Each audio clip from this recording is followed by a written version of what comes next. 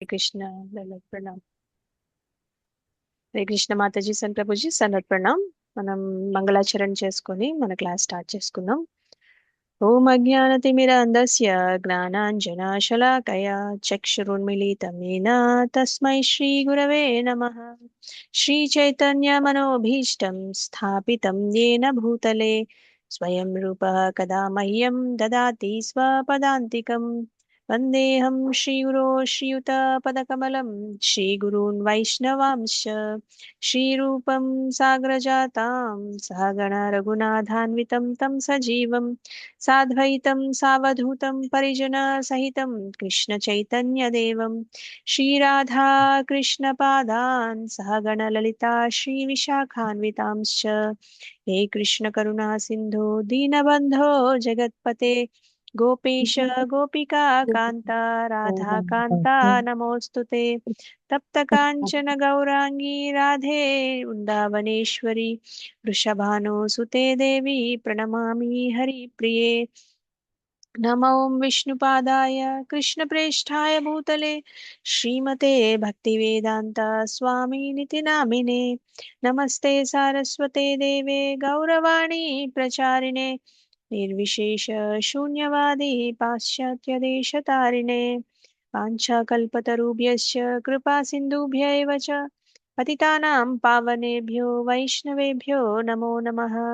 श्रीकृष्ण चैतन्य प्रभु नित्यानंद श्री अद्वैत गदाधर श्रीवासादि गौरभक्तवृंद हरे कृष्णा कृष्णा कृष्णा हरे हरे हरे राम राम राम हरे हरे। जय जय श्री चैतन्य जय नित्यानंद जय अद्वैत चंद्र जय गौर भक्त वृंद। जय जय श्री चैतन्य जय नित्यानंद जय अद्वैत चंद्र जय गौर भक्त वृंद। जय जय श्री चैतन्य जय नित्यानंद जय अद्वैत चंद्र जय गौर भक्त वृंद। ॐ नमो भगवते वासुदेवाय। ॐ नमो भगवते वासुदेवाय। ॐ नमो भगवते वासुदेवाय। नारायणं नमस्कृत्यं नरं चैव नरोत्तमं देवीं सरस्वतीं व्यासं ततो जयमुदीरयेत्। नष्टप्रायेषु भद्रेषु नित्यं भागवत सेवया भगवती उत्तमश्लोके भक्तिर्भवति नैष्टिकी। कृष्णाय वासुदेवाय देवकी नन्दनाय च नन्दगोपकुमाराय गोविन्दाय नमो नमः।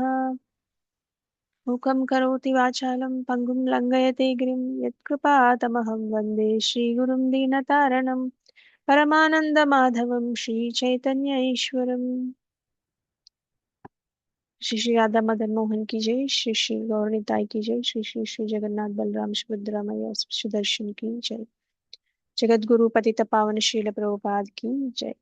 भगवद गीता की जय, श्रीमद् भागवतम की जय, अनंत कोटि वैष्णव वृंद की जय। निताई गौर प्रेमानंदे हरि हरि बोल।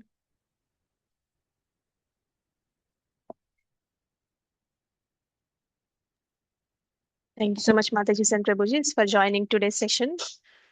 చక్కగా మీరు పండగ రోజుల్లో కూడా మిస్ అవ్వకుండా క్లాసులు అటెండ్ అవుతున్నారు, చాలా సంతోషంగా ఉంది.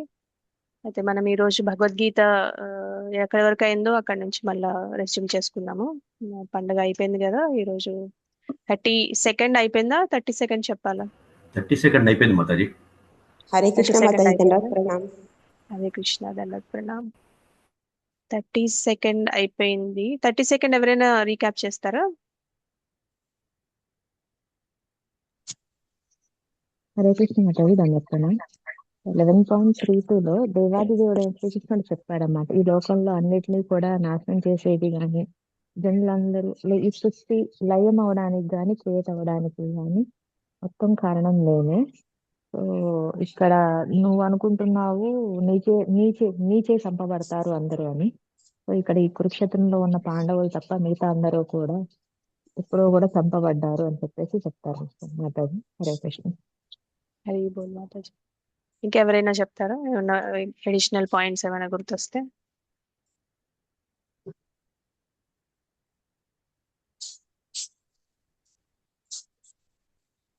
మర్చిపోయారా అందరూ? అనురాధ మాతాజీ హ్యాండ్ రేస్ చేశారు, చెప్తారా మీరు? హరే కృష్ణ హరే మాతాజీ. కృష్ణ మాతాజీ. హరే కృష్ణ హరే కృష్ణ. హరే రామ. హరే కృష్ణ మాతాజీ చెప్పండి. అంటే అర్జునుడికి కృష్ణ భగవానుడు చెప్తున్నారు మాతాజీ, అంటే నీవు లేకపోయినా కూడా ఇంకా జీవించే వాళ్ళు ఎవరు ఉండరు అని చెప్పి ఓ పాయింట్ చెప్పారు మాతాజీ. ఓకే, హరి బోల్ ప్రభు. హరే అనురాధ మాతాజీ మీరు మీరు కూడా చెప్పాలనుకుంటున్నారా? అన్మ్యూట్ చేసుకోండి మాతాజీ. లేదు మాతాజీ, లేదు మాతాజీ. లేదా? ఓకే, హ్యాండ్ రేస్ చేస్తే ఒకవేళ చెప్తున్నారేమో. హరే కృష్ణ మాతాజీ. హరే కృష్ణ మాతాజీ. అంటే శ్రీకృష్ణ భగవానుడు పలికాడు మాతాజీ, నేను నువ్వు యుద్ధం చేసినా చేయకపోయినా ఈ లోకాలన్నింటినీ లోకాలన్నీ తుదిముచ్చటకై పూనుకొని ఉన్నాను. నువ్వు చేయకున్నా చేయకపోయినా వాళ్ళెవరూ మిగలరు. నువ్వు సంకోచించడానికి అవసరం లేదు, అన్ని నేనే చూసుకుంటాను. కనుక నువ్వు యుద్ధం చేయకున్నా ప్రతిపక్షాలు అనేవాళ్ళు మిగిలి ఉండరు అని చెప్తారు మాతాజీ. హరి బోల్ మాతాజీ. అయితే మనకి అసలు ఈ విశ్వరూపం ఎందుకు చూపిస్తున్నారు అర్జున్కి కృష్ణ? అంటే ప్రాక్టికల్ మాతాజీ. అంటే అంతవరకు ఆయన విభూతులు చెప్పారు, తర్వాత ఏంటంటే స్వయంగా ఇదంతా చూడాలని కోరిక మీద చూపించారు. మనందరికి తెలియడానికి విశ్వరూపం, కృష్ణ పరమాత్మ విశ్వరూపం గురించి అర్జునుడు తనకు తెలిసినా కానీ మళ్ళా అడిగాడు మాతాజీ. హరి బోల్. సో అయితే మనకి 10th చాప్టర్ లో కృష్ణ విభూతుల గురించి, ఆయన శక్తుల గురించి, ఆయన ఐశ్వర్యాల గురించి చెప్పినప్పుడు అర్జునుడు అవన్నీ విన్న తర్వాత కృష్ణుడిని అడుగుతారనమాట, దయచేసి ఆ రూపాన్ని నాకు చూపిస్తారా, ఆ రూపం ద్వారా మీరు ఈ సమస్త విశ్వంలో ఎలా వ్యాపించి ఉన్నారో, ఇంకా ఈ రూపం ద్వారా ఈ విశ్వాన్ని మీరు ఎలా పోషిస్తున్నారు, ఎలా నిర్వహిస్తున్నారు, అవన్నీ నేను చూడాలనుకుంటున్నానని అడుగుతారనమాట. అప్పుడు విశ్వరూపాన్ని ఆయన చూపిస్తారు, కృష్ణ అర్జునుడికి చూపిస్తారు. అంటే దాంట్లో అన్ని గ్రహాలు, అన్ని జీవరాశులు, దేవతలు, ఇంకా అన్ని జీవరాశులు అంటే పాములతో సహా మనకి ఏమేమి ఉన్నాయి అన్ని చెప్పారు. అన్ని రకాల జీవులు ఒకే ఒక రూపంలో, విశ్వరూపంలో చూపిస్తారనమాట. తర్వాత ఏమవుతుందంటే ఆ విశ్వరూపంతో పాటు ఆయన కాలరూపాన్ని కూడా చూపిస్తారనమాట.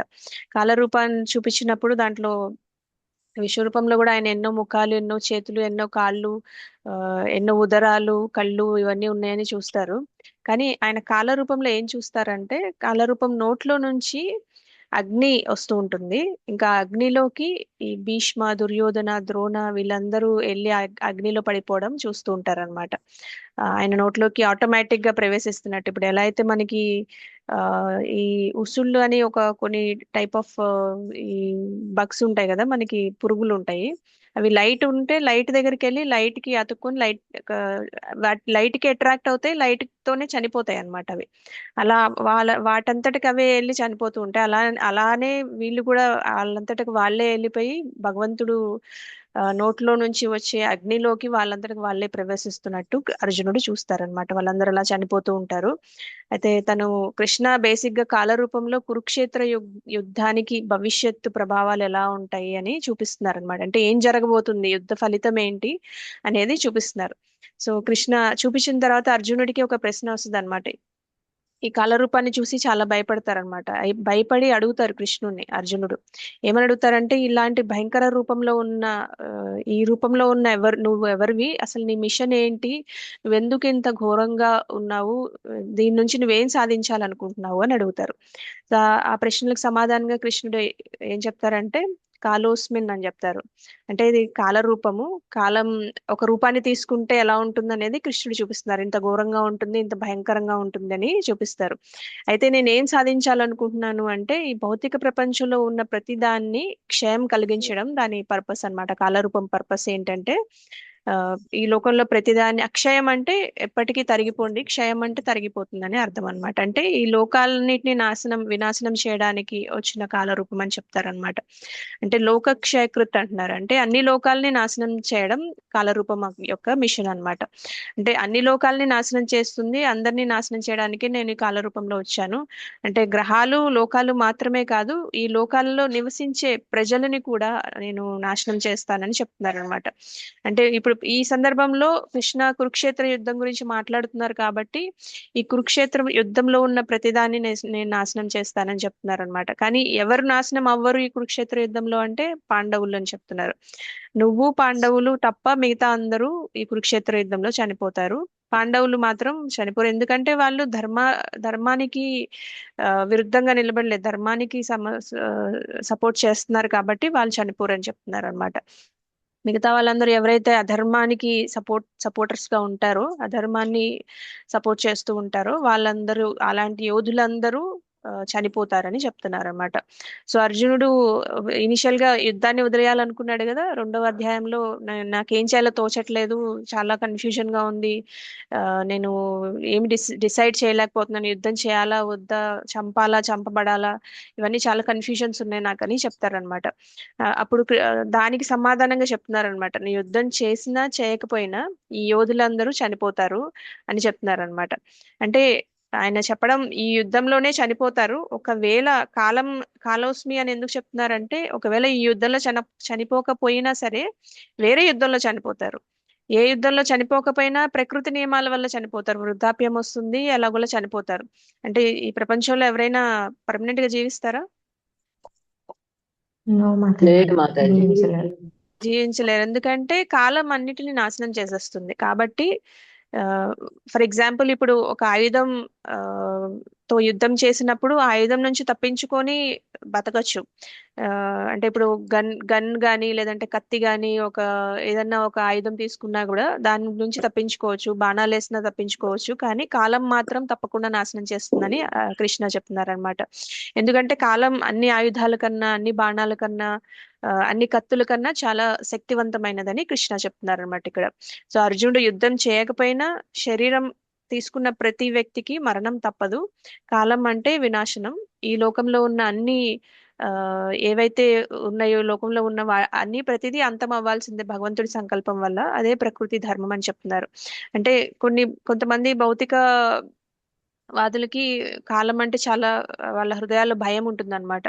అంటే భక్తుల విషయంలో ఏంటి మరి, కాలం భక్తుల విషయంలో ఎలా పనిచేస్తుంది అనేది మనం ఒక చిన్న డిఫరెన్స్ ఉంటుంది అనమాట దానికి దీనికి.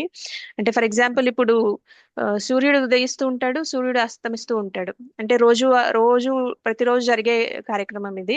అయితే కాలం గడిచే కొద్దీ ఏమవుతుందంటే జీవిత కాలం తగ్గుతూ ఉంటుంది. అంటే సూర్యుడు ఉదయించి అస్తమించినప్పుడు ఒక రోజు అయిపోతుంది కాబట్టి ఆ రోజు గడిచే కొద్దీ భౌతికవాదుల జీవితంలో ఒక రోజు తగ్గిపోతూ ఉంటుంది. అంటే వాళ్ళు ఒక రోజు మరణానికి దగ్గర అవుతున్నారు అనమాట. ప్రతిరోజు గడిచే కొద్దీ మరణానికి ఒక రోజు దగ్గర అవుతూ ఉంటారు. కానీ భక్తులకి అది ఎలా వర్తిస్తుంది అంటే, భక్తులు ఒక రోజు మరణానికి దగ్గర అవడం లేదంట, వాళ్ళు ఒక రోజు కృష్ణుడికి దగ్గర అవుతున్నారు.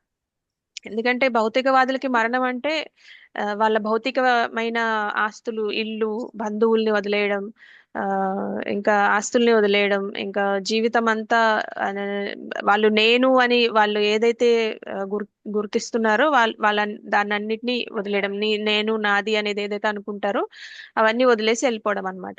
కానీ భక్తుడికి మరణం అంటే వాళ్ళ ఇల్లు, వాళ్ళ ఇవన్నీ వదిలేయడం కాదు, వాళ్ళకి నిజమైన శాశ్వతమైన ఆధ్యాత్మిక ఇల్లు ఎక్కడైతే ఉంటుందో దాంట్లోకి ఎంటర్ అవడం అనమాట. అంటే బంధువుల్ని వదిలేయడం కాదు, నిజమైన బంధువులతో తిరిగి కలుసుకోవడం అనమాట. అంటే కృష్ణుడి సేవకులైన, కృష్ణుడి అనుచరులైన ఆధ్యాత్మిక బంధువులతో కలవడం, వైకుంఠంలోకి ఎంటర్ అవడం అనేది వాళ్ళ నిజమైన ఆధ్యాత్మిక గృహంలోకి ప్రవేశించడం లాంటిదంట. అందుకే కాలం భక్తుల్ని ప్రభావితం చేయదు అంటారు. అంటే బయటకి చూస్తే భక్తులు కూడా వృద్ధులు అవుతారు, ఓల్డేజ్ అనేది వస్తుంది ఎవరికైనా, జుట్టు తెల్లబడుతుంది, మొహం పైన ముడతలు వస్తాయి, భక్తులకి రాకుండా ఉండవు కానీ అందరికీ వస్తాయి. కానీ అంటే శరీరం ప్రభావితం అవుతుంది, కానీ ఆత్మ అనేది మరణ సమయంలో వాళ్ళు ఇంకో శరీరంలోకి వెళ్ళరన్నమాట. అంటే వాళ్ళ ఆత్మగా ఆధ్యాత్మిక లోకానికి వెళ్ళిపోతారని దీని అర్థం. అయితే ఇప్పుడు ఫర్ ఎగ్జాంపుల్ ఒక సింహం ఉందనుకోండి, జింకకి సింహం అంటే చాలా భయం ఉంటుంది, కానీ సింహం పిల్లకి సింహం అంటే భయం ఉంటుందా? ఉండదు లేదు మాతాజీ. మాతాజీ. మాతాజీ. అలాగే భౌతికవాదులకి కాలం అంత భయంకరంగా ఉంటుందన్నమాట, కానీ భక్తులకి కాలం అంత భయంకరంగా ఉండదన్నమాట. అందుకే ఇప్పుడు మనం చెప్పాలంటే ప్రభుపాదుల వారు కూడా చాలా ఎగ్జాంపుల్స్ చెప్తూ ఉంటారు. ఫర్ ఎగ్జాంపుల్, ఒక పెద్ద శక్తివంతమైన ఆ, గజ ఏనుగు ఉందనుకోండి, సముద్రంలోకి వెళ్తే మునిగిపోతుందా లేకపోతే బయటకు వచ్చేస్తుందా? మునిగిపోతుంది మాతాజీ. కానీ చిన్న చేప ఆ సముద్రంలో ఉండగలదా, చనిపోతుందా? ఉండగలదు మాతాజీ. ఉండేదే సముద్రంలో. ఎందుకు డిఫరెన్స్ ఏంటి? చిన్న చేప అంత పెద్ద సముద్రంలో బతికి ఉండగలుగుతుంది, ఏనుగు ఎందుకు బతికి ఉండట్లేదు? చేప దాని నిజ గృహం మాతాజీ. చేప నీటిని ఆశ్రయించింది, అవునా? బయటకు వచ్చి చచ్చిపోయింది. చేప నీటిని ఆశ్రయించింది, ఏనుగు నీటిని ఆశ్రయించలేదు అనమాట. అంటే ఈ భౌతిక ప్రపంచంలో మనం ఎంత శక్తివంతులమైన, ఎంత ప్రభావశాలులమైన, ఎంత ధనవంతులమైన, ఎంత బలవంతులమైన, భగవంతుని ఆశ్రయం తీసుకోపోతే కాలం మనల్ని తప్పకుండా ప్రభావితం చేస్తుందని మనం దీని నుంచి అర్థం చేసుకోవచ్చు అనమాట. కానీ భగవంతుడి ఆశ్రయం తీసుకుంటే మనకి ఇంత అత్యంతమైన శక్తివంతమైన కాలం కూడా మనల్ని నెగటివ్ గా ప్రభావితం చేయలేదన్నమాట. అంటే పాజిటివ్ గా ప్రభావితం చేస్తుంది. ఇప్పుడు మామూలుగా భౌతికవాదులకి నెగటివ్ గా ప్రభావితం చేస్తుంది, ఎందుకంటే వాళ్ళు అవన్నీ వదిలేసి వెళ్ళిపోతున్నాము.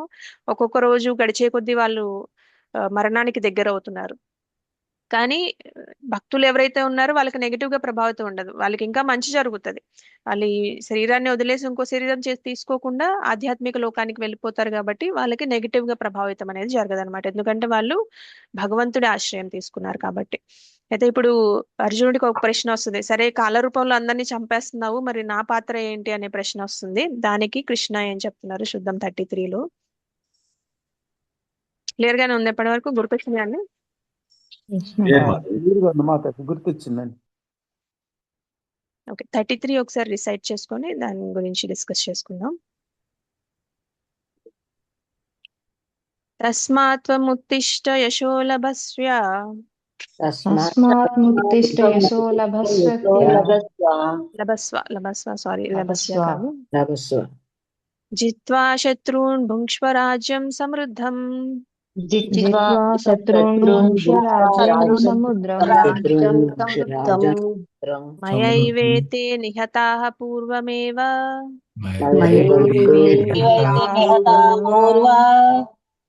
నిమిత్తమాత్రం భవ సవ్యసాచిన్.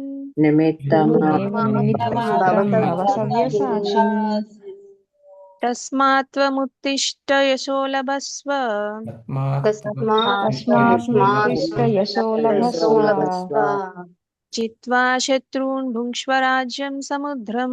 జిత్వా శత్రూన్ భుంక్ష్వ రాజ్యం సముద్రం. మయైవేతే నిహతాః పూర్వమేవ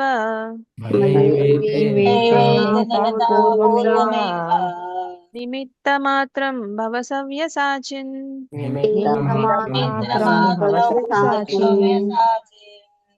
తస్మాత్వముత్తిష్ట యశో లభస్వ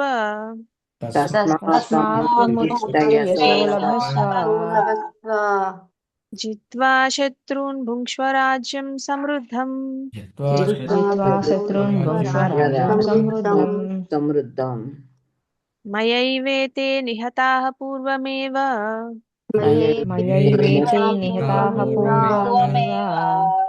నిమిత్తమాత్రం భవ సవ్యసాచిన్.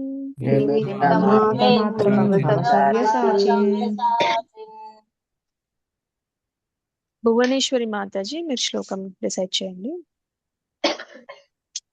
హరిబోల్ మాతాజీ.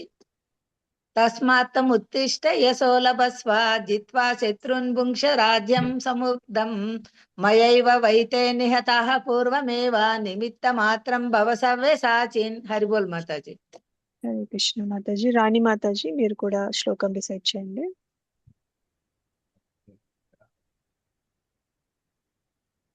అన్మ్యూట్ చేసుకోండి మాతాజీ.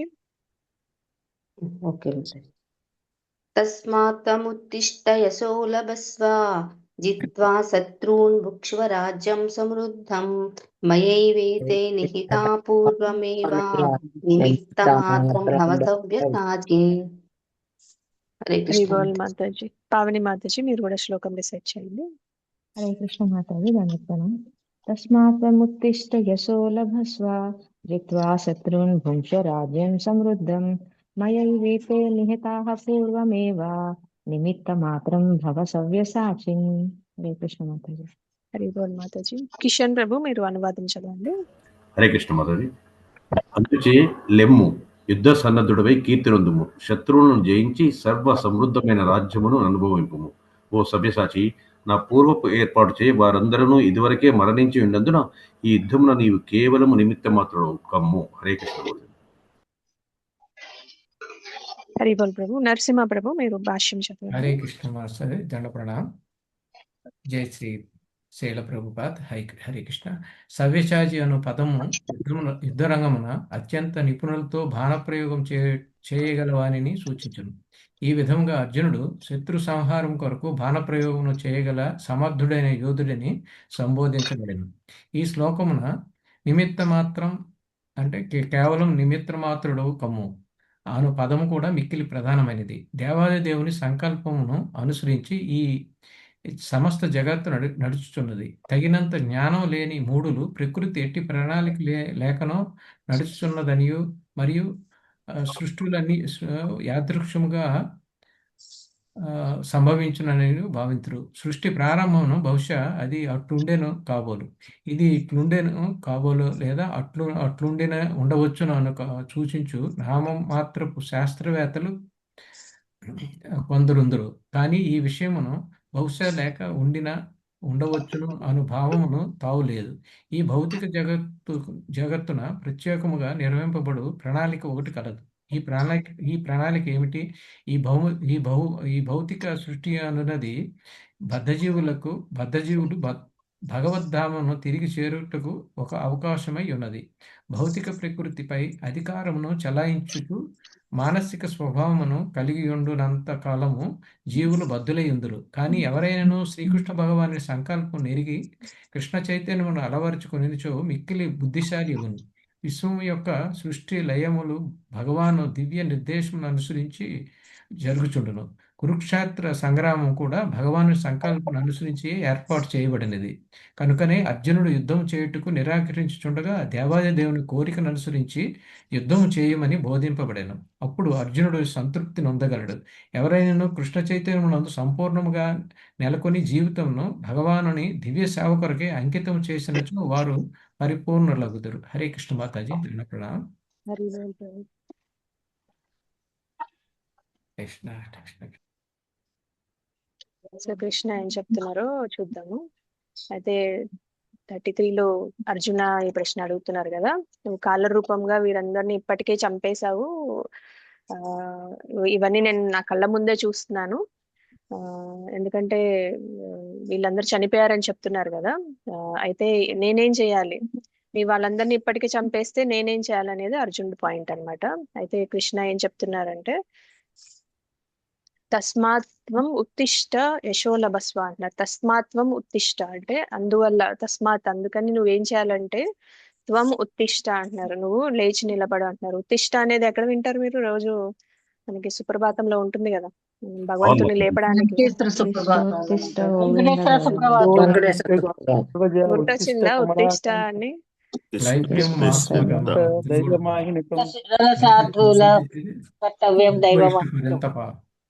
అదే ఉత్తిష్ట అంటే లేవడం అన్నమాట. మనం భగవంతుని సుప్రభాతంతో ఉత్తిష్ట అంటే లేవమని అడుగుతున్నాం అన్నమాట, రిక్వెస్ట్ చేస్తున్నాం. ఇక్కడ ఇన్స్ట్రక్ట్ చేస్తున్నారు అర్జునుడికి కృష్ణ. ఏమంటున్నారంటే నువ్వేం చేయాలంటే త్వాం ఉత్తిష్ట అంటున్నారు, నువ్వు లేచి నిలబడు, యశః లభస్వ అంటున్నారు, కీర్తిని సంపాదించు అంటున్నారు. ఇంకా జిత్వా శత్రువుల్ని జయించు అంటున్నారు. ఇంకా భుంక్ష్వరాజ్యం అంటున్నారు, రాజ్యాన్ని భుంక్ష్వరాజ్యం సమృద్ధం అంటున్నారు, అంటే రాజ్యాన్ని సమృద్ధిగా ఉన్న రాజ్యాన్ని అనుభవించు అంటున్నారు. ఇంకా ఏమంటున్నారు, మయా ఏవయేతే నిహతాహ, నా చేత వీళ్ళందరూ పూర్వమేవ అంటున్నారు, ముందుగానే మయా ఏవయేతే నిహత అంటున్నారు. మయా ఏవ అంటే నా చేత వీళ్ళందరూ నిహత సంహరించబడ్డారు, పూర్వమేవ అని అంటున్నారు. సో కృష్ణ ఏం చెప్తున్నారు, కేవలం నిమిత్త మాత్రం భవసవ్య సాచిన్ అంటున్నారు, కేవలం నా చేతిలో సాధనం అవ్వు అని చెప్తున్నారు అనమాట. ఇంకా కృష్ణ అర్జునుడిని ఏమని పోలుస్తున్నారు, సవ్య సాచిన్ అంటున్నారు. సవ్య సాచిన్ అంటే చేతులతో బాణాలు వేస్తాడు. 2 చేతులతో రెండు యుద్ధం చేతులతో చేయగలడు. బాణాలు బాగా ప్రయోగిస్తాడని మాతాజీ. 2 అవును. చేతులతో సో 2 చేతులతో రెండు సమానంగా చేతులతో బాణాలు బాణాలు వేయగలడం. వేస్తాడు. 2 చేతులతో సమానంగా బాణాలు వేయగలగడం. అంటే ఇప్పుడు మనం అందరం ఏదైనా పని చేయాలంటే ఏ చేత్తో చేస్తాం? చేత్తో కుడి చేస్తాడు. హ్యాండ్ కుడి చేతి కుడి చేత్తో చేస్తాం. కుడి ఏదైనా ఒక చేత్తో చేస్తాం. చేత్తోనే చేయగలుగుతాం. చాలా ఏదో ఒక వరకు చెయ్యి. మనం ఒక చేత్తోనే చేయగలుగుతాం, పావని మాతాజీ చెప్పినట్టు. అయితే మనం కొంతమంది ఉంటారు, వాళ్ళు ఏదైనా 2 చేతులతో చేయగలరు. ఇప్పుడు ముగ్గులు పెట్టినా రాసినా కొంతమంది ఒకేసారి 2 చేతులతో రాయగలరు. చాలా రేర్ గా ఉంటారు అనమాట భౌతిక ప్రపంచంలో కూడా. అందరికీ జనరల్ గా కొంతమందికి లెఫ్టీస్ అయితే లెఫ్ట్ హ్యాండ్ తో చేయడం అలవాటు, రైటీస్ అయితే రైట్ హ్యాండ్ తో చేయడం అలవాటు. కానీ అర్జునుడికి 2 చేతులతో సమానంగా బాణం వేయగలడం వచ్చు. అందుకని ఆయన సవ్యసాచి అనే పేరు వచ్చిందనమాట. అంటే ఇక్కడ కృష్ణ ఏం చెప్తున్నారంటే, అందువల్ల అర్జున నువ్వు లేచి యుద్ధం చెయ్యి, శత్రువులను జయించు, కీర్తిని సంపాదించు, ఇంకా సమృద్ధిగా ఉన్న రాజ్యాన్ని అనుభవించు అని ఈ 3 విషయాలు చెప్తున్నారు. ఎందుకంటే ముందే నా చేత వీళ్ళందరూ సంహరించబడ్డారు, నేను కేవలం నా చేతిలో సాధనం మాత్రమావు అని చెప్తున్నారు అనమాట. అంటే ఈ 3 విషయాలు చెప్పారనుకున్నాం కదా. ఉత్తిష్ట అంటున్నారు, లేవమని చెప్తున్నారు. లేచి ఏం చేయమంటున్నారు? కీర్తిని సంపాదించు అంటున్నారు. ఒకటి ఫస్ట్ పాయింట్. సెకండ్ పాయింట్ శత్రువుల్ని జయించు అంటున్నారు. థర్డ్ పాయింట్ ఇంకా సమృద్ధిగా సుభిక్షంగా ఉన్న రాజ్యాన్ని అనుభవించు అని చెప్తున్నారు. అయితే ఈ 3 పాయింట్లు ఎందుకు చెప్తున్నారంటే, మొదటిది కీర్తి, ఈ ప్రఖ్యాతి పొందమని చెప్తున్నారు. రెండవది శత్రువుల్ని జయించడం, మూడవది రాజ్యాన్ని అనుభవించడం అన్నమాట. సో కానీ మధ్యలో ఉన్నది శత్రువులను జయించడం. ఫస్ట్ది లాస్ట్ది బానే ఉన్నాయి. కీర్తి సంపాదించడం, రాజ్యాన్ని అనుభవించడం బానే ఉన్నాయి. శత్రువుల్ని జయించడం మధ్యలోది మాత్రం అది కష్టం కదా. శత్రువులు చాలా శక్తివంతులు, భీష్ముడు, ద్రోణుడు, ఇంకా చాలా చాలా మంది శక్తివంతులు ఉన్నారు. కానీ కృష్ణుడు ఏమంటున్నారు? నేను వాళ్ళని ఇప్పటికే చంపేశాను, నువ్వు చూసినట్టే నువ్వు ఆల్రెడీ కళ రూపంలో చూసావు కదా, దాంట్లో నేను ఆల్రెడీ వాళ్ళని చంపేశాను. కాబట్టి వాళ్ళు ఆల్రెడీ ఓడిపోయారు, వాళ్ళు చంపబడ్డారు ఆల్రెడీ. వాళ్ళు అప్పుడే చనిపోయారు. ఎప్పుడైతే ద్రౌపదిని అవమానించాలనుకున్నారో ఆ రోజే వాళ్ళు చనిపోయారు. ఇంకా ఎప్పుడైతే పాండవుల సంపదని లాక్కోవాలని అనుకుంటున్నారో ఆ రోజే వాళ్ళు చనిపోయారు. ఇంకా ఎప్పుడైతే వీళ్ళందరినీ ఎప్పుడు అవమానిస్తూ ఉంటారు, వాళ్ళు కష్టాలు పెడుతూ ఉంటారు, అధర్మంగా ప్రవర్తిస్తూ ఉంటారో అప్పుడే వాళ్ళు నా చేత చంపబడ్డారు నా సంకల్పంలో అని చెప్తున్నారు అనమాట. అయితే నీ పాత్ర ఏంటంటే, నువ్వు నా చేతిలో ఒక సాధనంగా పనిచేసి, ఒక పనిముట్టులాగా పనిచేసి వాళ్ళందరినీ చంపమని చెప్తున్నారు అనమాట. అయితే అర్జునుడు ఎవరైనా చంపాలని అనుకుంటే గనుక అతను బాణం తీసుకొని వదులుతాడు. ఆ బాణం ఆయన చేతిలో సాధనం, అవునా కదా. ఇప్పుడు అర్జునుడు చంపేటప్పుడు బాణం తీసుకొని బాణం ఒక సైనికుడి మీద వదిలాడు అనుకోండి, ఆయన చేతిలో ఆ సాధనం ఏంటి? బాణము. అయితే అర్జునుడి చేతిలో బాణం అనేది ఒక సాధనం. చంపేది అర్జునుడే, బాణం కేవలం అర్జునుడి చేతిలో సాధనం అన్నమాట. ఇప్పుడు అర్జునుడే కృష్ణుడి చేతిలో ఒక సాధనంగా మారమని చెప్తున్నారు అనమాట. సో అర్జునుడు కూడా ఒక సాధనం లాగా మారి కృష్ణుడి కోరికని నెరవేర్చమని చెప్తున్నారు అనమాట. అంటే ఇప్పుడు మనకి ఒక చేతిలో ఒక పెన్ను ఉంది అనుకోండి, ఆ పెన్నుతో రాస్తూ ఉంటాం, అది మన చేతిలో ఒక సాధనం. లేదంటే ఒక మొబైల్ ఫోన్ ఉంది చేతిలో, వాడుతూ ఉంటాం, దానికి బ్యాటరీ ఉంటేనే పనిచేస్తుంది, దాన్ని తీసేస్తే పనిచేయదు అనమాట, తనంతటి తను ఏ పని చేయదు. కానీ మనం చైతన్య జీవులు కదా. ఇప్పుడు మన వస్తువులు అయితే కనుక వాటిలో ఏదన్నా బ్యాటరీలు అలాంటివి ఉంటే పనిచేస్తాయి, లేదంటే మనం చేత్తో వాటిని వాడితేనే పనిచేస్తాయి. ఇప్పుడు పెన్ను ఉంటే దాని అంతటి కదా రాసేస్తుందా? ఇంక్ అనేది ఉంటేనే అది అవుతుంది పెన్నులో. మనం రాస్తేనే అంటే మనం చైతన్య జీవులం కాబట్టి మనం చైతన్యంతో కృష్ణుని చేతిలో సాధనాలుగా పనిచేయాలన్నమాట. అదే మానవ జీవితం యొక్క పరమార్థం అని చెప్తున్నారు. మనుషులకి కొంచెం స్వాతంత్రం ఉంటుంది, ఇండివిజువాలిటీ ఉంటుంది, ఇండిపెండెన్స్ ఉంటుంది. కానీ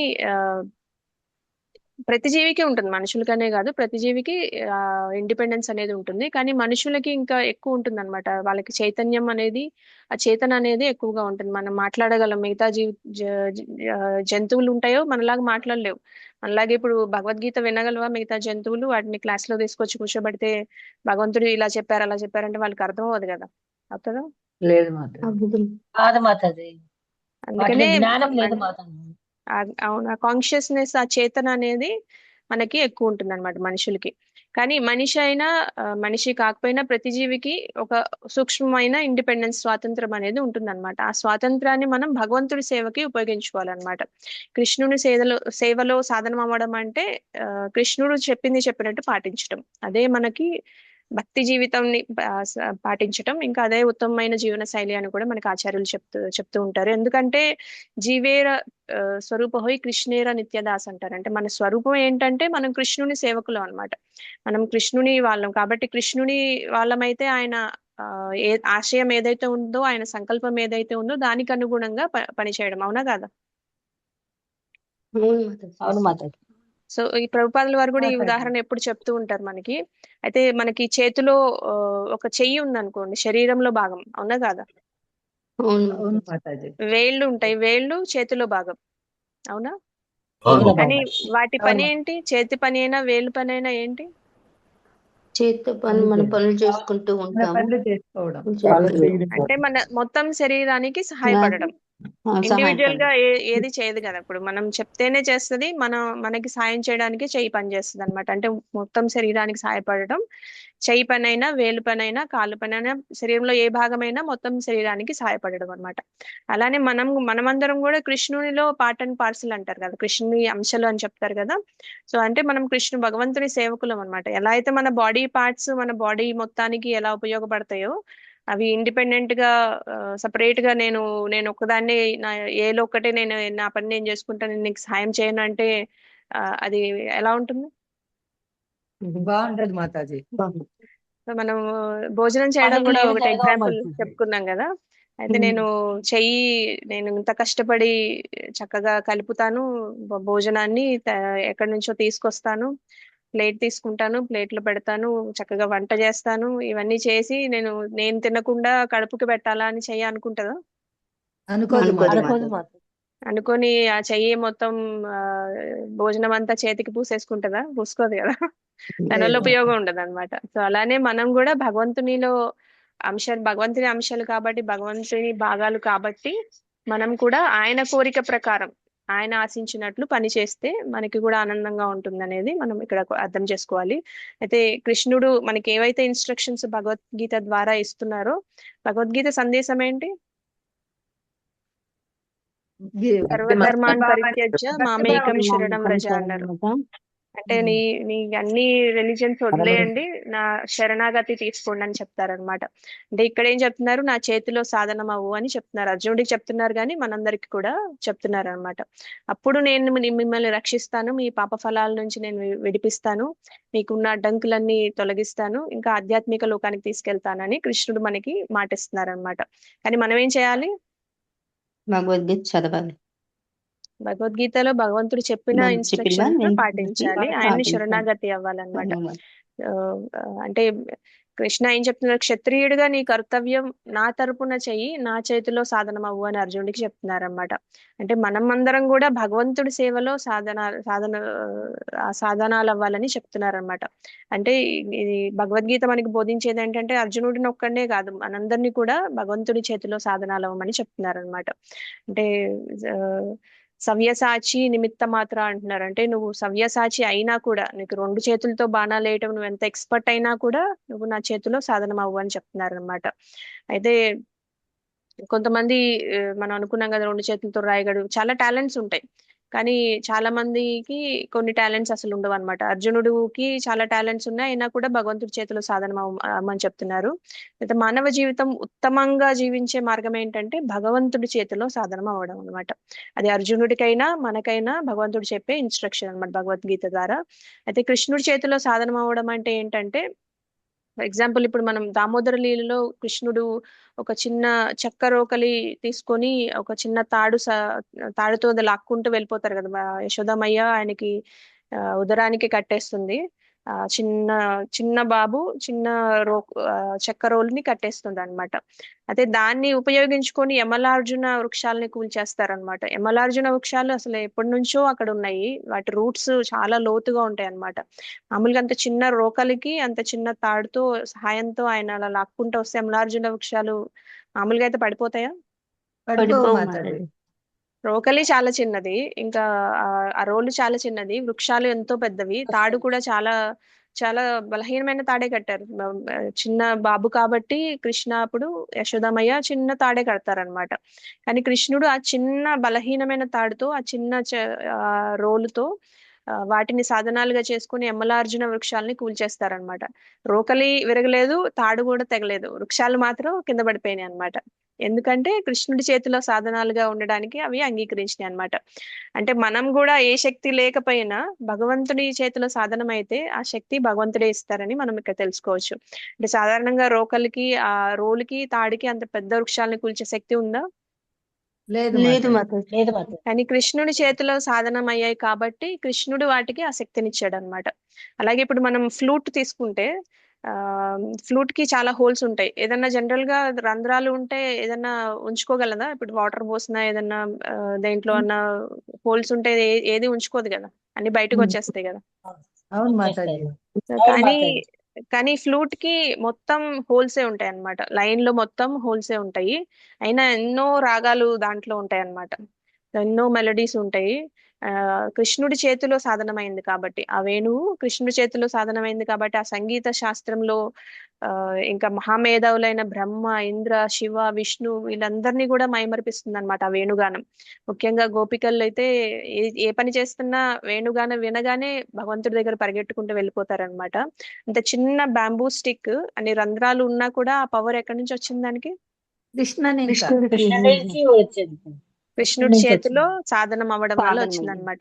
సో అలాగే మనం శక్తి లేని వాళ్ళం కావచ్చు. మనం చాలాసార్లు అనుకుంటాం నేను ఇంత భక్తి చేయలేను, నేను ఇంత సేవ చేయలేను, నాకు అంత శక్తి లేదు అని మనం అందరూ అనుకుంటూ ఉంటామా? అనుకుంటాం.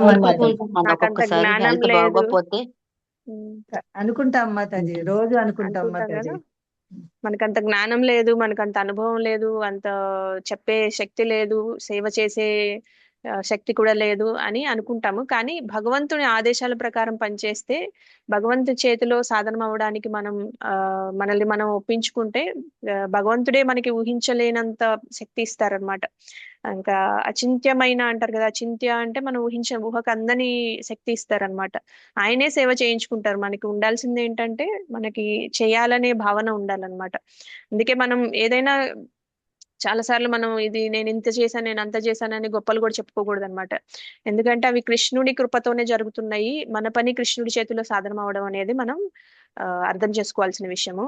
అంటే వీళ్ళందరినీ ఇప్పుడు కృష్ణ ఏం చెప్తున్నారు, భీష్ముణ్ణి, ద్రోణుణ్ణి, కర్ణుణ్ణి వీళ్ళందరినీ నేను చంపేశాను, అయితే నువ్వేం చేయాలంటే, అంటే ఫర్ ఎగ్జాంపుల్ ఇప్పుడు కోర్టులో ఒక జడ్జి తీర్పిస్తారు, అంటే ఉరిశిక్ష వేస్తారు అనుకోండి, ఒక క్రిమినల్ కి ఉరిశిక్ష వేస్తారు.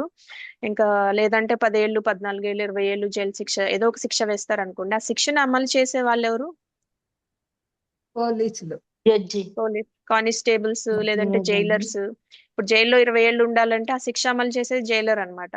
అంటే ఇప్పుడు ఒక ఉరి శిక్ష వేయాలంటే ఉరి శిక్ష వేయడానికి కూడా ఒక అతను ఉంటారనమాట, ఉరి తీసేయడానికి కూడా అతను ఉంటారనమాట. అంటే ఆ ఉరి తీసే అతను ఈ పెద్ద క్రిమినల్ చాలా బలమైన వాడు, అతనికి చాలా తెలివితేటలు ఉంటాయి, ఎన్నో ఘోర పాపాలు చేశాడు, చాలా శక్తివంతుడు. కానీ ఈ ఉరి శిక్ష అమలు చేసే అతను అంత శక్తివంతుడు అయి ఉంటాడా? ఉండడు. ఎందుకంటే ఈ క్రిమినల్ 100 మందిని డైరెక్ట్ గా చంపేసి ఉంటాడు, అతను చాలా బలవంతుడు. కానీ ఈ ఉద్యోగి ఎవరైతే ఉన్నాడో ఆయనకి అంత శక్తి ఉండదు. కానీ జడ్జి ఆర్డర్ అనే బలం వస్తుంది అనమాట అతనికి. జడ్జి ఆర్డర్ ఇవ్వడం వల్ల ఆ బలంతో ఇంత పెద్ద క్రిమినల్ ని కూడా అతను ఉరి తీసేస్తాడు అనమాట. అంటే జడ్జి ఆజ్ఞ అనేది అతనికి ఆ అధికారం ఇస్తుంది, ఆ బలం కూడా ఆ సాధారణమైన ఉద్యోగికి కూడా అంత బలం వస్తుంది అనమాట. అలాగే కృష్ణుడు ఇప్పటికే భీష్ముడిని, కర్ణుడిని, జయద్రథని, దుర్యోధనుని, దుశ్శాసనుడిని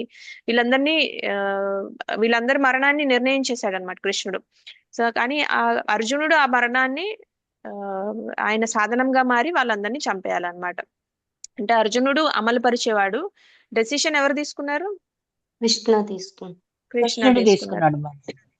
అయితే పాపాత్ముల్ని శిక్షించే విషయంలో కూడా మనకి భగవంతుడే నిర్ణయాలు తీసుకుంటారంటే యమరాజు అమలు చేస్తారు, కానీ వాళ్ళకి ఎలాంటి, మనకి హృదయంలో పరమాత్మ ఉంటారు కదా, మన భావాలు ఏంటి, మనం చేసే పనులేంటి, మన పాపకార్యాలు ఏంటి, అవన్నీ గమనిస్తూ ఉంటారంట మన పరమాత్మ. ఎంతమందిని మోసం చేశాము, ఎన్ని భౌతిక కోరికలు ఉన్నాయి మన హృదయంలో, ఇంకా మనం ఎన్ని పాపాలు చేశాము, అవన్నీ గమనిస్తూ ఉంటారంట. జీవితం చివరిలో ఆ లిస్ట్ అంతా యమరాజ్కి మెసేజ్ చేస్తారంట. తర్వాత యమరాజ్ ఆ మెసేజ్ తీసుకొని, ఓకే వీళ్ళకి 10,000 సంవత్సరాలు వేడి వేడి నూనెలో మరిగించాలి. మీరు ఈ సినిమా చూసారా, అపరిచితుడు అనే ఒక మూవీ? దాంట్లో గరుడ పురాణంలో ఏవేమి శిక్షలు వేస్తారు అనేది ఉంటది అనమాట. దాంట్లో కొన్ని కొన్ని చూపించారు దాంట్లో. చాలా చాలా ఓల్డ్ మూవీ అది. దాంట్లో ఏవేవైతే జరుగుతాయో అవన్నీ గరుడ పురాణంలో రాశారు. అంటే ఏ పాపానికి ఏ శిక్ష ఉంటుంది అని. సో ఆ శిక్ష మనం చేసే పాపాన్ని బట్టి, ఓకే వీళ్ళని 10,000 సంవత్సరాలు వేడి వేడి నూనెలో మరిగించాలి అనే ఒక శిక్ష ఉందనుకోండి, అవన్నీ యమరాజు అమలు చేస్తారనమాట. యమరాజు ఎగ్జిక్యూటర్ మాత్రమే, డెసిషన్ మేకర్ భగవంతుడే అని మనకి ఇక్కడ అర్థమవుతుంది అనమాట. అలాగే కురుక్షేత్ర యుద్ధంలో పాండవులు, అర్జునుడు, వీళ్ళు కృష్ణుడి సంకల్పాన్ని అమలు చేసేవాళ్ళు అనమాట. అందుకే కృష్ణుడు అంటారు, నీ అన్ని కర్తవ్యాలు, నీ నీ నీ ప్లాన్స్, నీ ఆలోచనలు అవన్నీ పక్కన పెట్టు అని అడుగుతారనమాట. తర్వాత అర్జునుడు ఏం చేస్తారో చూద్దాం. క్లియర్ గానే ఉందా ఈ శ్లోకం? Yes Mataji, right.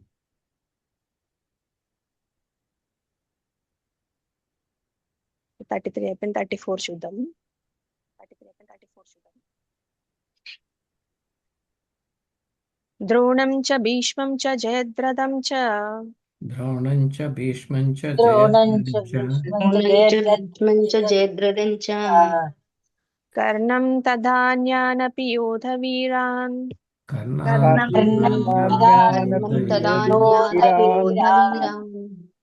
మయా హతాస్త్వం జహిమా వ్యధిష్ట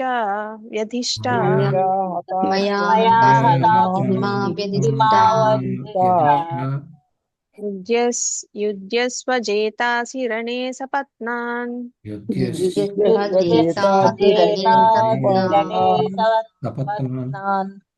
ద్రోణం చ భీష్మం చ జయద్రథం చ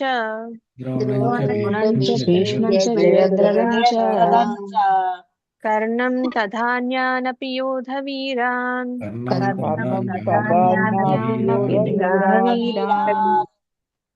మయా హతాస్త్వం జహిమా వ్యధిష్ట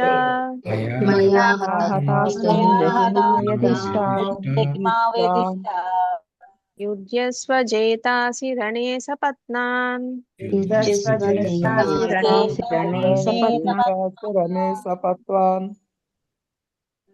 సరోజా మాతాజీ మీరు శ్లోకం రిసైట్ చేయండి. హరే కృష్ణ మాతాజీ, ధన్యవాద ప్రణాం. ద్రోణం చ భీష్మం చ జయద్రథం చ కర్ణం తదాన్యానపి యోధ వీరాన్ మయా హతంస్త్వం జహిమా వ్యధిష్ట యుద్ధస్య జేతాసి రణే సపత్నాన్. హరే కృష్ణ మాతాజీ, ధన్యవాద మాతాజీ. కళావతి మాతాజీ మీరు కూడా శ్లోకం రిసైట్ చేయండి. హరే కృష్ణ మాతాజీ, ధన్యవాద ప్రణాం. ద్రోణం చ భీష్మం చ జయద్రథం చ కర్ణం తదన్యాపి యోధ వీరాన్ మయా హతం స్వం జహిమాద్వ్యధిష్ట యుద్ధస్వ చేతాసి రణే సపత్నాన్. హరే కృష్ణ మాతాజీ. హరి బోల్ మాతాజీ. నరసింహ ప్రభు మీరు కూడా శ్లోకం రిసైట్ చేయండి. హరే కృష్ణ మాతాజీ.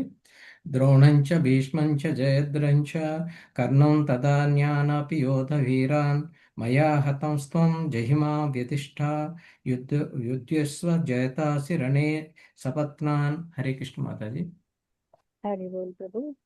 రాణి మాతాజీ అనువాదం చెప్పండి. హరే కృష్ణ మాతాజీ. అనువాదము బై శ్రీల ప్రభుపాద. ద్రోణుడు, భీష్ముడు, జయద్రథుడు, కర్ణుడు ఇతర మహాయోధులందరినూ నాచే ఇందువరకే సంహరింపబడది. అందుచే నీవు వారిని సంహరింపుము. ఏ మాత్రము వ్యధనొందక కేవలము యుద్ధము నొనరింపుము. నీవు తప్పక నీ శత్రువులను యుద్ధంలో జయింపగలవు. హరే కృష్ణ మాతాజీ. హరి బోల్ మాతాజీ. భువనేశ్వరి మాతాజీ మీరు భాష్యం చెప్పండి. హరి బోల్ మాతాజీ. మాతాజీ కొంచెం పైకి తీయండి మాతాజీ. హరి బోల్ మాతాజీ. శ్రీల ప్రభుపాదకు జై. భాష్యము. ప్రతి ప్రణాళికయు దేవాది దేవుని చేతనే ఏర్పాటు చేయబడుచుండును. కాని భక్తుల పట్ల పరమ దయాళుడైన అతడు తన సంకల్పము అనుసరించి తన పథకములను అమలుపరుచు భక్తులకు కొంత ప్రతిష్టను చేకూర్చుదలుచును. కనుకనే మానవుడు ఆధ్యాత్మిక ఆచార్యుని నిర్దేశమును అనుసరించి కృష్ణ చైతన్యమును వర్తించుచు దేవాది దేవుని అవగాహన చేసుకున్నట్లుగా ప్రతి ఒక్కరూ తమ జీవితములను మలుచుకొనవలెను. శ్రీకృష్ణ భగవానుని సంకల్పము అతని కృపచేతనే తెలియబడెను. అతని భక్తుల సంకల్పములు కూడా ఆ దేవాది దేవుని సంకల్పముల వలనే శుభకరములై యుండును. కనుక మానవుడు అట్టి సంకల్పము అనుసరించి జీవితము నా సమరమున విజయమును సాధించవలెను. హరిబోల్ మాతాజీ. హరిబోల్ మాతాజీ, థ్యాంక్ యూ. కృష్ణ ఏం చెప్తున్నారు చూద్దాం.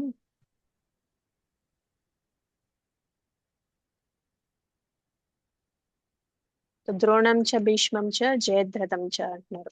అంటే ద్రోణం చ అంటే ద్రోణాచార్యుడిని, చ అంటే కూడా అని అర్థం.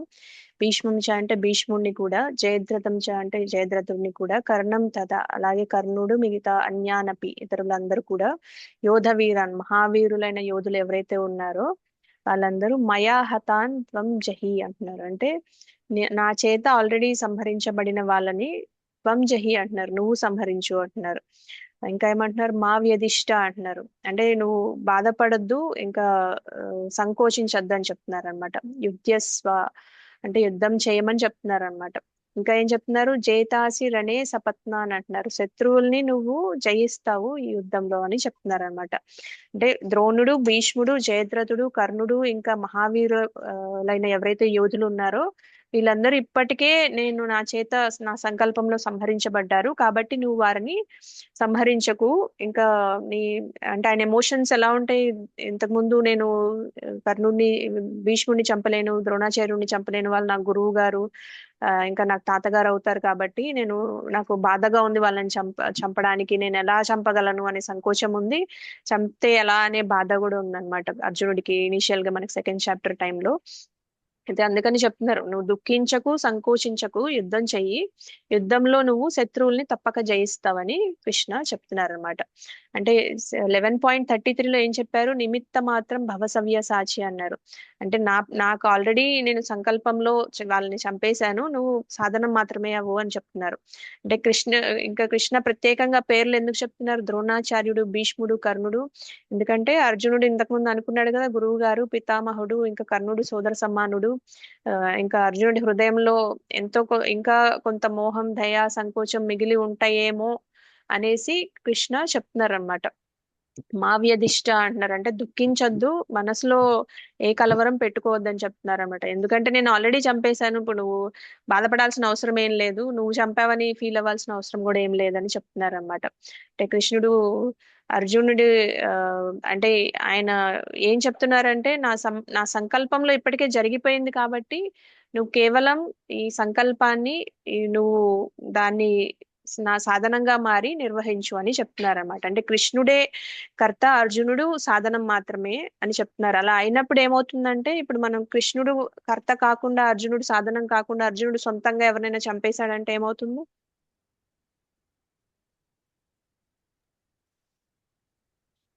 కర్మబంధనంలో చిక్కుకుంటాడు కదా, కర్మబంధనం అవుతుందా? ఇప్పుడు మనం భగవంతుని సెంటర్ లో పెట్టుకోకుండా భక్తి చేయకుండా ఉంటే మనకి కర్మబంధనాల్లో చిక్కుకుంటామా, చిక్కుకోమా?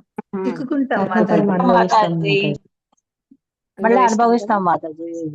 సో అట్లనే ఇప్పుడు అర్జునుడు కూడా ఆయన సొంతంగా కృష్ణుడు చెప్పినట్టు కాకుండా, ధర్మం కోసం కాకుండా ఆయన సొంతంగా ఎవరైనా చంపేస్తే అర్జునుడు కూడా కర్మ బంధనం ఉంటుంది.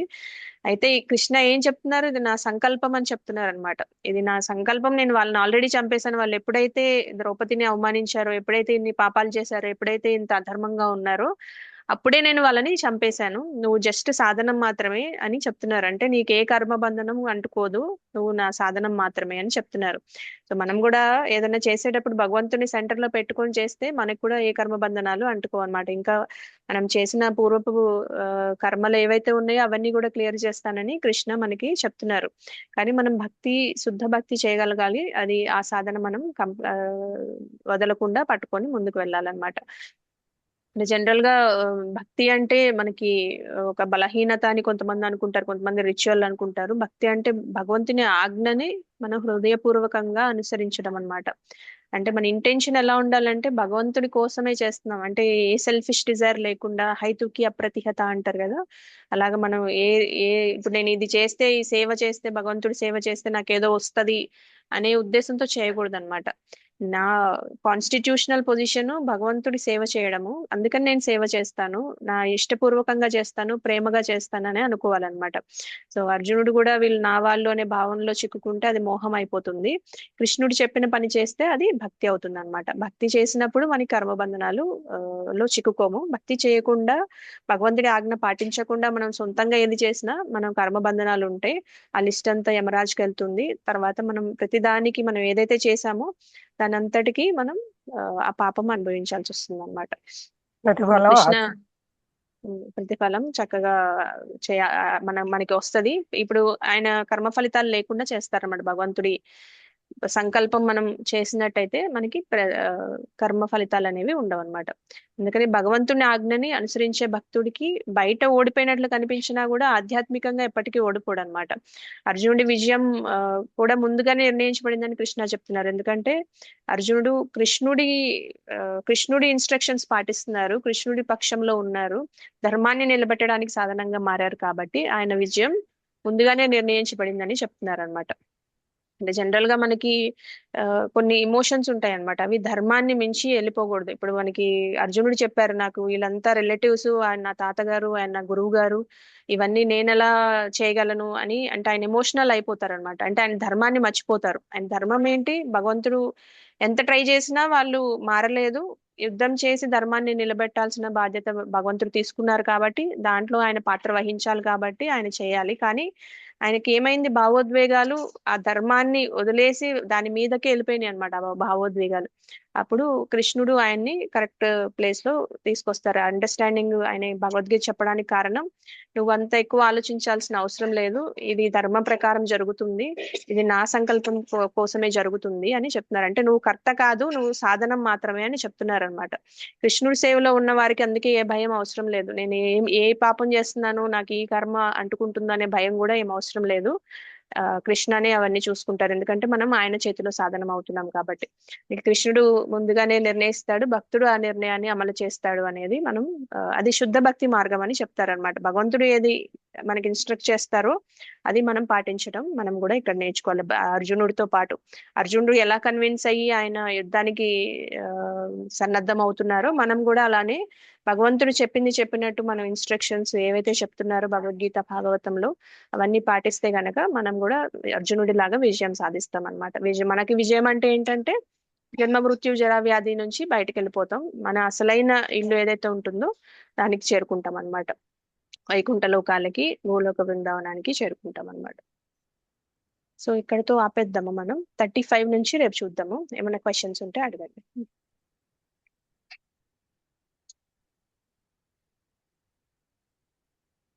లేకపోతే మీకు ఏమైనా ఈ క్లాస్ లో నాకు ఇది అనిపించింది, ఈ రోజు నుంచి నేను ఇది అమలు చేద్దాం అనుకుంటున్నాను, అలాంటి ఏమైనా రియలైజేషన్స్ ఉన్నా కూడా షేర్ చేసుకోండి, అందరికి ఉపయోగంగా ఉంటుంది, హెల్ప్ అవుతుంది. అంటే మాతాజీ, కృష్ణుని సెంటర్ చేసుకుంటూ ఉంటే మన కర్మబంధంలో చిక్కుకోము మాతాజీ. ఇప్పుడు అర్జునుడు కృష్ణుడు చెప్పినట్టు విన్నారు కాబట్టి కర్మబంధంలో చిక్కుకోరు. మనం కూడా ఏ పని చేసినా కృష్ణుని సెంటర్ లో చేసుకుంటే మనం కూడా కర్మబంధంలో చిక్కుకోము మాతాజీ. మంచి పాయింట్. మాతాజీ, ఇప్పుడు అంటే ఈ భౌతిక ప్రపంచంలో మనము నిత్యము ఏదో ఒక పని వృత్తి చేస్తుంటాం మాతాజీ. ఇప్పుడు బెస్తవారు ఉన్నారు, వాళ్ళు ఫిషర్ మ్యాన్, వాళ్ళు వేటకెళ్ళి చేపలు పడతారు. వాళ్ళు పట్టేటప్పుడు వాళ్ళు కృష్ణుడి సెంటర్ చేసుకుంటే వాళ్ళ కర్మబంధంలో చిక్కుకోరు మాతాజీ. అంతే ప్రభు. ఇప్పుడు అర్జునుడు కూడా చెప్పాలంటే వాళ్ళు చేపల్ని చంపుతున్నారు, అర్జునుడు యుద్ధంలో యోధులందరినీ చంపేస్తున్నారు కదా, ఇంక్లూడింగ్ వాళ్ళ గురువు గారు, వాళ్ళ తాతగారు, వాళ్ళ చుట్టాలు, వాళ్ళ తమ్ముళ్ళు, అన్నలు, అందరూ వాళ్ళే కదా. వాళ్ళందరినీ చంపినా నీకు పాపం అంటుకోదని చెప్తున్నారు కదా కృష్ణ. ఎందుకంటే ఆయన కృష్ణుడి కోసమే ఆ పని చేస్తున్నారు కాబట్టి. సో ఎవరికైనా మీ వృత్తి మీరు చేయండి, మీ వృత్తి ధర్మం మీరు చేయండి అని చెప్తున్నారు. ఇక కృష్ణ దాన్ని ఎలా తీసుకెళ్తారో తెలియదు. మేబీ ఆ చేపలు పట్టే అతనికి ఆయనకి ఒక మంచి వేరే జాబ్ రావచ్చు, ఆయనకి వేరే వృత్తి కూడా దొరకచ్చు. భగవంతుని సెంటర్ లో పెట్టుకొని చేయడం అనేది ఇంపార్టెంట్. తర్వాత ఎవల్యూషన్ ఎట్లా ఉంటుందో మనకు తెలియదు, భగవంతుడి ఇచ్చా అన్నమాట అది. మన ఇంటెన్షన్ ఏంటంటే మన కర్మ చేసేటప్పుడు ఆ దేవుడు ఆ భగవంతుడు సెంటర్ చేసుకొని చేస్తే ఆయన ఆదేశం అనుకోవాలి కదా మాతాజీ. అవును ప్రభు. అంటే భగవంతుడి ఆదేశం అంటే మనం ఏది చేసినా భగవంతుడు నీ కోసమే చేస్తున్నాం అనుకోవటం అది ఆ, ఒక పార్ట్ మాత్రమే. యాక్చువల్లీ రియలైజేషన్ ఏంటంటే ఇప్పుడు భగవంతుడు ఏ జీవిని మన మన సుఖం కోసం హింసించొద్దని చెప్తారు, అవునా కదా? అంటే మనకి పరిపక్వత వచ్చినప్పుడు ఏమవుతుందంటే ఆటోమేటిక్ గా అది వదిలేసి వేరేది చూసుకుంటారన్నమాట. ఓహో. అది ఆటోమేటిక్ గా జరిగిపోతుంది. మనకి భక్తి పెరిగే కొద్దీ మనం ఏం చేయాలి అనేది, మనం ఏ దారిలో వెళ్ళాలనేది భగవంతుడే మనకి ఇన్స్ట్రక్ట్ చేస్తూ ఉంటారన్నమాట. అవునవును. అంతవరకు చేస్తుంటాము, అప్పుడు ఇన్స్ట్రక్ట్ చేస్తారు ఏం అవును. చెయ్యాలి అసలు ఏం అంటూ చేయకూడదని. అవును ప్రభు. ఓకే మాతాజీ. నిస్వార్థంగా పనులు చేసే దాంట్లో మాత్రము భగవంతుని సెంటర్ లో చేసుకుంటే కర్మలు ఉండవు మాతాజీ. మన స్వార్థం కోసం తప్పులు చేసినప్పుడు అంతా భగవంతుని అనుకుని తప్పులు చేస్తా అంటే మనకు అది కర్మలు ఇంకా పడవు. మహాపాపం అవుతుంది. అవును. అవును మాతాజీ. ఉషా మాతాజీ, మీరు హ్యాండ్ రైజ్ చేశారు, అన్న ప్రశ్న ఉందా లేకపోతే రియలైజేషన్ ఏమైనా షేర్ చేసుకుంటారా? మాతాజీ హరే కృష్ణ మాతాజీ, ధన్వత్ ప్రణామం. భగవంతుని చేతిలో మనము సాధనం అవ్వాలి అని భక్తి చేస్తే మనము కర్మబంధంలో ఇరుక్కోము మాతాజీ. హరి అని బోల్ మాతాజీ. హరే చక్కగా కృష్ణ. చెప్పారు మాతాజీ. పావని మాతాజీ. శ్రీకృష్ణ మాతాజీ ధన్యప్రణం. ఇప్పుడు 11.33లో చెప్పినట్టు కృష్ణుడు చెప్పారు, లైక్ ఏంటి అంటే ఇవన్నీ నేను ఆల్రెడీ ముందే డిసైడ్ చేశాను. సో మనము మన కర్మానుసారం మన డ్యూటీ ఏదో మనం చేయడమే కాకుండా ఆ డ్యూటీ ఎలా చేయాలి అనేది, లైక్ ఇప్పుడు నా ఇంటెలిజెన్స్ లేదా నా ప్రజ్ఞ వల్లే అన్ని చేశాను అనే అపోహలో ఎప్పుడు ఉండొద్దు మనము. సో అది ఎలా చేయాలి, ఎలా జరగాలి అనేది ముందే కృష్ణ డిసైడ్ చేశారు అనేది మాత్రం అర్థమవుతుంది. హరే కృష్ణ. హరి బోల్ మాతాజీ, చక్కగా చెప్పారు. సరోజా మాతాజీ. హరే కృష్ణ మాతాజీ. ఇప్పుడు పెద్ద పెద్దోళ్ళు భీష్ముడు, ద్రోణుడు వీళ్ళందరూ చేశారంటే వాళ్ళు కావాలని పర్సనల్ గా వాళ్ళ స్వార్థం కోసం చేయలేదు కదా మాతాజీ. దుర్యోధనుడు కోసమే నేను చేశారు కానీ వాళ్ళు వీళ్ళని సంహరించాలి, పాండవుల మీద కక్ష బోనాలి అని చెప్పలేదు కదా. మరి అది ఎంతవరకు కరెక్ట్ మాతాజీ? వాళ్ళ కోసం భీష్ముడు కూడా భగవంతుడి చేతిలో సాధనం అయ్యారు మాతాజీ. భీష్ముడికి అన్ని తెలుసు, ఆయన కూడా భగవంతుడి చేతిలో సాధనం అయ్యారు. సో భగవంతుడి లోకానికి ఏం చెప్పాలనుకుంటున్నారు? అధర్మం పక్షంలో ఉన్న నువ్వు ఎంత శక్తివంతుడు అయినా, ఎంత బలవంతుడు అయినా, ఎంత కీర్తి ఉన్నా నీకు పతనం తప్పదు అని చెప్పడానికి భీష్ముడు ఆయన చేతిలో సాధనం అయ్యారు అన్నమాట. భీష్ముడు కూడా అర్జునుడికి మళ్ళీ కాకపోతే ఏంటంటే ఆ శత్రు సైన్యం వైపు ఉండి సాధనంగా వాడుకున్నారు. హరే కృష్ణ. అది ఓన్లీ భీష్మ పితామహ మాత్రమే, ఇంకా దుర్యోధనుడు, ధృతరాష్ట్రుడు వీళ్ళందరూ కాదు. వాళ్ళందరికీ అంత జ్ఞానం లేదు. కొంతమంది కృష్ణ చెప్తారు కదా, అవజానంతి మామూడ మానుషిం తాను ఆశ్రిత అంటారు. అంటే ఆయన ఈ లోకంలో అపియర్ అయ్యారని వాళ్ళు ఏమనుకుంటారు, ఆయన కూడా ఒక మనిషిలాగా భావిస్తారు, వాళ్ళంతా మూఢులు అని చెప్తారు అనమాట. అంటే ఇప్పుడు దుర్యోధనుడు వీళ్ళందరికీ భగవంతుడు అని వాళ్ళకి యాక్సెప్టెన్స్ లేదనమాట. కృష్ణుడే భగవంతుడు అనే యాక్సెప్టెన్స్ లేదు. ఎదురుగా కనిపిస్తున్నా కూడా వాళ్ళు నమ్మలేకపోయారనమాట. అంటే వాళ్ళు మూఢులని చెప్పొచ్చు అనమాట. మనం చాలా మందికి చాలా రకాలుగా అర్థమయ్యారంట భగవంతుడు. కొంతమంది ఆయన అవతారం అనుకున్నారంట, కొంతమంది ఆయనే దేవాది దేవుడు అని తెలుసుకున్న వాళ్ళు చాలా కొంతమందే ఉన్నారు. అలాంటి వాళ్ళలో అర్జునుడు, కుంతి మహారాణి, పాండవులు, ఇంకా ఉద్ధవుడు, కొంతమంది ఉంటారు, విదురుడు, వీళ్ళంతా ఉంటారు. చాలా మందికి కొంతమందికి అవతారం లాగా అనుకున్నారు, కొంతమంది ఆయనకి ఏవో శక్తులు ఉన్నాయి అన్న భగవంతుని అంశ అనుకున్నారు, అట్లా రకరకాలుగా అనుకున్నారు. దుర్యోధనుడు వీళ్ళందరూ కూడా అంత, ఈ శకుని గాని, దుశ్శాసనుడు, దుర్యోధనుడు వీళ్ళందరూ భగవంతుడు దేవాది దేవుడు అని వాళ్ళు అనుకోలేదన్నమాట. అందుకని వాళ్ళకి పతనం అనేది జరిగింది. వాళ్ళు ఎన్ని రకాలుగా ప్రయత్నించినా వాళ్ళు తెలుసుకోలేకపోయారన్నమాట. హరే కృష్ణ మాతాజీ. హరే కృష్ణ. ఇంకెవరికైనా ప్రశ్నలు ఉన్నాయా? ఏం లేదు మాతాజీ, మనం అంతా నిమిత్త మాత్రం మాతాజీ, అంతే సింపుల్. హరి ప్రభు. హరే కృష్ణ. ఒక లైన్ లో కరెక్ట్ గా చెప్పారు. శ్రీనివాస్ ప్రభు, మీరు హ్యాండ్ రేస్ చేశారు. శుభోదయం మాతాజీ. ఇక్కడ మనకి కృష్ణుడు విశ్వరూప దర్శనం అనేది మనకి మీన్స్ కురుక్షేత్రంలోనే కాకుండా అంతకు ముందు కూడా ఇచ్చారని చెప్పి భాగవతంలో ఉంది కదా. అలాంటప్పుడు ద్రోణాచార్యులు లాంటి మహానుభావులు కూడా అక్కడ అందులో ఉన్నారు కదా, అప్పుడు వాళ్ళను కూడా ఇలాగే లెక్కేసుకోవాలా భీష్ముడిలాగానే? కొంతమంది అలానే ప్రభు. అందరూ అంటే ఆయనకి ఆబ్లిగేషన్ ఉంది. ఆయన దగ్గర వర్క్ చేస్తున్నారు కాబట్టి ఆయనకు ఆబ్లిగేషన్ ఉంది. ఆయన డ్యూటీ ఆయన కరెక్ట్ గానే చేశారు. వాళ్ళందరూ ఇప్పుడు భీష్మ పితామహ, ద్రోణాచార్యులు వీళ్ళందరూ వైకుంఠానికి వెళ్ళిపోతారు తర్వాత.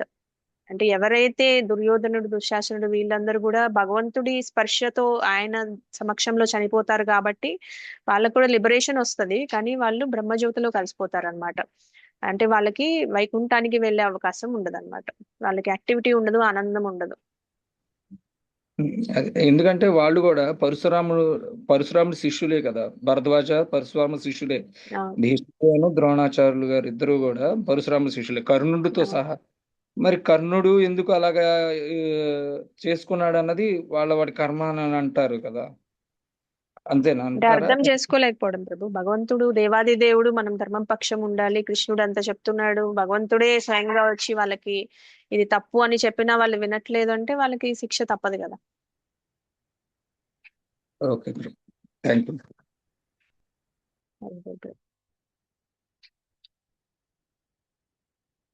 సో మీరు ఎక్కువగా వింటూ ఉండండి. మీకు చాలా వరకు ఆచార్యాస్ వచ్చినప్పుడు కానీ వాళ్ళు ఎగ్జాంపుల్స్ లో కానీ చాలా వరకు క్లియర్ అయిపోతాయి. ఇది శ్రవణం ఎక్కువ చేస్తూ ఉండాలి. మనకి చాలా కన్ఫ్యూజన్స్ ఉంటాయి అన్నమాట. ఇది ఎందుకు ఇలా అయింది, అదెందుకు ఇలా అయింది, ఇవన్నిటి మీద ఫోకస్ ఆటోమేటిక్ గా మనకి ఈ ప్రశ్నలన్నిటికీ సమాధానం దొరుకుతుంది. కానీ మనం చేయాల్సింది ఏంటంటే మనం ప్రతినిత్యం భగవద్గీత భాగవతం చదువుకుంటూ ఉండాలి, శ్రవణం చేస్తూ ఉండాలి, నామస్మరణ చేస్తూ ఉండాలి. భగవంతుడు ఎవరికి అర్థమవుతారంటే వాళ్ళు ఎవరైతే ఆయన భక్తులో వాళ్ళకే అర్థమవుతారన్నమాట. అంటే ఇప్పుడు చాలా మంది భగవద్గీత చదువుతారు, అందరికీ అర్థమవుతారా? అందరు భక్తి చేస్తారా? చాలా స్కాలర్స్ ఉంటారు, భగవద్గీత ఫిలాసఫీ చెప్పేవాళ్ళు చాలా మంది ఉంటారు. లేదు తక్కువ మంది ఉంటారు. ఎందుకంటే భగవంతుడు కూడా ఆయన డిసైడ్ చేసుకుంటారంట నేను ఎవరికి రివీల్ అవ్వాలి అనేది. భక్తులకు మాత్రమే ఆయన రివీల్ అవుతారన్నమాట. మనం భగవద్గీత చదివి మన తెలివితేటలంతా ఉపయోగించి ఆ ఫిలాసఫీ అర్థం చేసుకున్నంత మాత్రాన్ని మనకు భక్తి రాదు. ఈ ప్రశ్నలన్నిటికి సమాధానం దొరకదు మనకి. ఎప్పుడైతే మనం భక్తిలో ముందుకు వెళ్తూ ఉంటామో, భగవంతుని నామస్మరణ శుద్ధనామం తీసుకుంటూ ఉంటామో, ప్రతినిత్యం మన సిన్సియర్ ఎఫర్ట్స్ పెడుతూ ఉంటామో. ఇప్పుడు మనకి సౌత్ ఇండియన్ బ్రాహ్మణ్ ఒక ఆయన ఉంటారు కదా శ్రీరంగంలో, ఆయనకి చదువు లేదు, అంత జ్ఞానం లేదు, కానీ ఆయనకి భగవద్గీత సారం అర్థమైందని శ్రీ చైతన్య మహాప్రభు ఎందుకు చెప్తారు? ఆయనకి ఉన్నది లక్షణం ఏంటి? భక్తి. సో భక్తి ఉన్న వాళ్ళకి అట్లా ఆయన మొత్తం చదవలేకపోతున్నాడు, ఆయనకి చదవడం కూడా సరిగ్గా రాదు, మిగతా వాళ్ళందరూ ఆయన్ని ఎక్కిరిస్తూ ఉంటారు, అయినా సరే ఆయన తీసి చదువుతూ ఉంటారు. ఆయన ఎప్పుడు చదివినప్పుడల్లా ఆయన కళ్ళ వెంట నీళ్ళు వస్తూ ఉంటాయి అన్నమాట. ఇంత పెద్ద దేవాది దేవుడు ఇంత అర్జునుడి కోసం రథసారథిగా మారిపోయాడు, ఎంత మంచి కరుణామయుడు దేవుడు అని ఆయనకి ఆ భక్తి పారవస్యంలో కన్నీళ్ళు వస్తూ ఉంటాయి అన్నమాట. అది అందరికీ వస్తాయా? సో భక్తి వల్ల ఆయనకి అర్థమైంది. ఆయన చైతన్య మహాప్రభు క్లియర్ గా చెప్తారనమాట, నీకు భగవద్గీత సారం కరెక్ట్ గా అర్థమైంది అని చెప్తారనమాట. ఆయన మొత్తం చదవాల్సిన అవసరం లేదనమాట. సో అట్లానే మనకి భక్తి పెరిగే కొద్దీ భగవంతుడు ఎక్కువ అర్థమవుతూ ఉంటారు. లేకపోతే మనకి చాలా క్వశ్చన్స్ వస్తాయి. ఒక పాయింట్ ఆఫ్ టైంలో ఇదంతా నిజమేనా, ఏంటి ఇది ఇలా జరిగింది, అది అలా జరిగింది అని కొంతమంది చెప్తూ ఉంటారు. కృష్ణుడు అంతా చాలా మోసగాడు, మాయగాడు, చీటర్, వీళ్ళందరినీ మోసం చేశాడు, అది ఇదని చాలా మంది అంటూ ఉంటారు. మనకి మెల్లగా భక్తి లేకపోతే కనుక వాళ్ళు చెప్పినవి అన్ని కరెక్ట్ అనిపిస్తాయి అన్నమాట. భక్తి ఉంటేనే మనకి కరెక్ట్ గా రివీల్ అవుతారు అనమాట కృష్ణ. అందుకని మనం నామజపం కరెక్ట్ గా చేసుకోవాలి, శ్రవణం చేయాలి, ఆచార్యుల నుంచి వినాలి, పరంపర సిస్టమ్ లో వెళ్ళాలి. అవన్నీ మిస్ అయితే కనుక మనం రైట్ డైరెక్షన్ లో వెళ్ళలేము అనమాట. అది మనం గుర్తుంచుకోవాల్సిన విషయం.